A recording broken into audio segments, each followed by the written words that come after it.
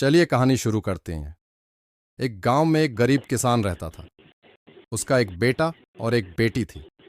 किसान अपने बेटा का विवाह करके कुछ साल के बाद अपनी बेटी का भी विवाह एक अमीर घर में कर देता है। बेटी बहुत अमीर घर में गई थी। उसके घर में नौकर चाकर काम करते थे। किसान अपने दोनों बच्चों का विवाह करके इस दुनिया से चला जाता है। बेटी को धन की तो कम नहीं था, वहीं बेटा बहुत गरीब था। किसी तरह खेती मेहनत मजदूरी करके अपने परिवार का पालन पोषण करता था।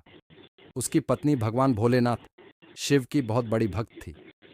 गरीब होने के बाद भी वह भगवान से कोई शिकायत नहीं करती थी। वह थोड़े में ही गुजारा कर लेती और अपने परिवार के साथ खुशी से रहती थी। बेचारा किसान भाई सोच में पड़ जाता है और किसी से कुछ कहता नहीं है। अब बेचारा भाई भी बहुत धनी और पैसे वाला हो गया। भाई के अमीर होने की खबर धन के घमंड में चूर रहने वाली बहन को पता चला और वह बिन बुलाए अपने मायके यानी भाई के घर आती हैं। यह देखकर भाई मन में सोचता है कि जब मेरे पास धन नहीं था तो बहन मुझे देखना तक नहीं चाहती थी। फिर भी वह घमंडी थी। वह अपने बहन उसको देखते ही अपने नौकरों से कहकर घर से बाहर ही लौटा देती है। भाई भूखा प्यासा रोते हुए जा रहा था। तभी रास्ते में उसको एक बूढ़ी माँ मिलती है। उन्होंने ने उस भाई से पूछा, बेटा क्यों रो रहे हो? इतने में वो अपनी सारी दुखदाई कहानी बताता है। बूढ़ी माता ने उसे समझाकर चुप होने को कहती हैं। बूढ़ी माता जी गरीब किसान के बेटा से कहती कि यहीं पास में मेरा बगीचा है, चलो कुछ खा के आराम कर लो। दोनों बगीचे में जाके खरबूज खाते हैं। फिर बूढ़ी माता ने एक थैले में खरबूज और कुछ खाने पीने का सामान रख के उसे वहां से घर भेजती हैं। घर पहुंचने के बाद बच्चे सब अपने पिता के आगे पीछे घूमते हैं।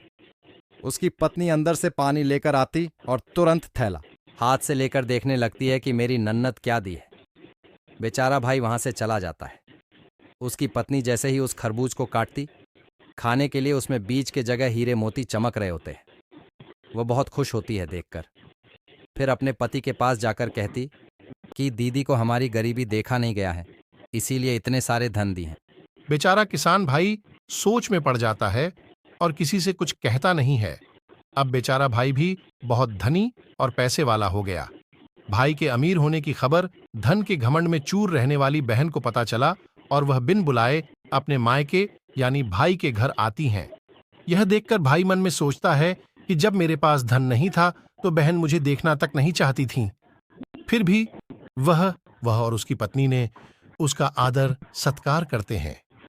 कुछ दिन के बाद बहन को ससुराल से बुलावा आया।